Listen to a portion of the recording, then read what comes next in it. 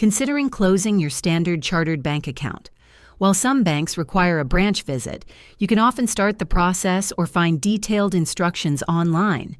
In this guide, I'll walk you through how to close your standard chartered bank account, focusing on online methods where available. Directly closing a bank account entirely online isn't always possible due to security protocols. However, you can typically begin by logging into your standard chartered online banking portal. Look for a Services, Requests, or Account Services section. You might find an option to submit a service request or send a secure message indicating your intention to close the account.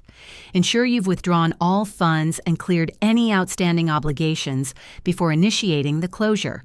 Finally, be prepared that the bank will likely require a phone call or a branch visit for final verification and to confirm your decision. They might also try to understand your reasons. Have your account details ready for this final step. Confirm the closure in writing if possible. And there you have it. Closing your standard chartered bank account often involves online initiation. If this video was helpful, give it a thumbs up and subscribe for more tips.